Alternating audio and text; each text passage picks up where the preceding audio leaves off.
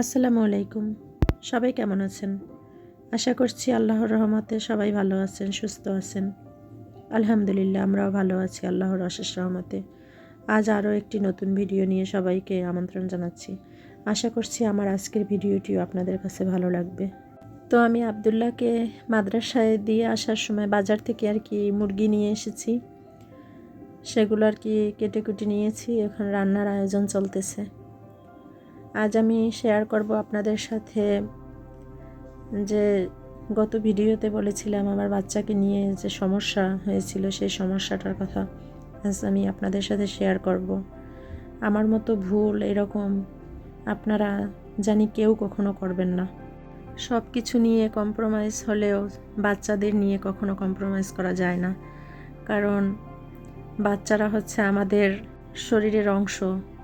এদেরকে কেউ খারাপ জানুক, এদের সাথে কেউ দুর্ব্যবহার করুক, এটা কোনো বাবা মায়েরই কামনা নয়। তেমনি আমিও আমার ছেলের সাথে যে অবিচারটা করা হয়েছে তার জন্য আপনাদের সাথে আমি শেয়ার করলাম, যাতে আপনারা আমার মতো ভুল কেউ না করেন। আমি আমার ছেলেকে পেলে এবং নার্সারি, আমাদের বাসার পাশেই একটা মাদ্রাসা, ভালোই মাদ্রাসাটা, খারাপ না, ওখানেই পড়িয়েছি। এবছরে কেজিতে ভর্তি করেছি। জানুয়ারির প্রথম সপ্তাহে ওকে ভর্তি করিয়েছি। ভর্তি করানোর পর তারপর ক্লাসে 4-5 দিন গেছে, তারপরে ওকে মুসলমানি করাইছি। মুসলমানি করানোর পরও ভালো হইতে 12-13 দিন সময় লাগছে। তারপর ও মাদ্রাসায় গেছে এবং ওই মাদ্রাসারই একজন টিচার ওকে পড়ায় গত বছর থেকে উনি হুজুর আরবি সাবজেক্ট পড়াইতো আব্দুল্লাহকে। পড়ানোর পর উনি এর আগেও আব্দুল্লাহ অনেকবার বলছে, মাম্মা আমাকে হুজুর মারে, আমাকে এইভাবে আমার হাতে চিমড়ি দেয়, আমার চামড়া ধরে মোড়াইয়ে দেয়, তারপর আমার আঙুলের ভিতর কলম ঢুকাইয়ে তারপর চাপ দেয়, এরকম বলতো। কিন্তু এতটা গুরুত্ব দিই নেই। তারপর বলতাম যে না, আমি বললে দেব হুজুরকে যে তোমাকে আর মারবে না, তোমাকে ভালোভাবে পড়াইবে, এভাবে বলতাম। ও বলতো তুমি তো বলো, তারপরও তো শোনে না, তারপর আমাকে এইভাবে মারে, মাদ্রাসায় বসেও মারে, সবার সামনে বসে, তারপরে বাসায় চুপি চুপি মারে, তুমি তো বোঝো না। আর ওনাকে তুমি এত খাবার দাও কেন, এত নাস্তা দাও কেন, উনি আসলে উনি খায় আর আমাকে শুধু মারে। তারপরও ছেলের কথা এতটা বেশি গুরুত্ব দিই নেই। তারপর হুজুরকে বলছি যে হুজুর আব্দুল্লাহকে বেশি মারবেন না, এভাবে যদি ওরে আপনি করেন, টর্চার করেন, তাইলে তো পড়ালেখার প্রতি ওর অনীহা এসে যাইবে। ও দেখা যাইতেছে এখনই আপনার সামনে পড়তে যেতে চায় না, তারপর মাদ্রাসায় যেতে চায় না। মাদ্রাসায় গেলে একাডেমিক ক্লাস করে, বাংলা, ইংলিশ, অঙ্ক, কিন্তু আরবি নুরানি ক্লাসও করতেই চায় না। ও সবসময় বলে হুজুর আমারে মারে, আমি হুজুরের কাছে পড়বো না, এরকম। হুজুর চুপচাপ বলতো না, ও তো আমি মারি কই, ও তো দুষ্টুমি করে, এই জন্য একটু করি। আমি কই না, এইভাবে করবেন না, এইভাবে যদি ওরা করেন তাইলে ওর তো লেখাপড়া ওর হবেই না, দেখা যাইতেছে যে ও পড়ালেখা করতে চাইবেই না, এরকম বলতো আচ্ছা ঠিক আছে, আমি বুঝেই পড়াবো।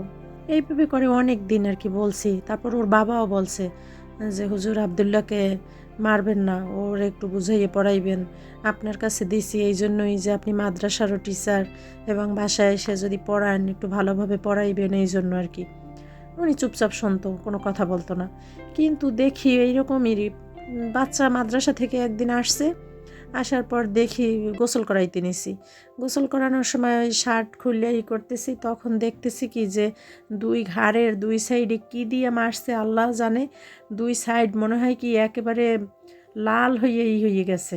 তারপর করতে আব্দুল্লাহ আমাকে বলতেছে, মামা আমি ব্যথা পাইতেছি, হুজুরে আমাকে মারছে। আমি কি দিয়ে মারছে?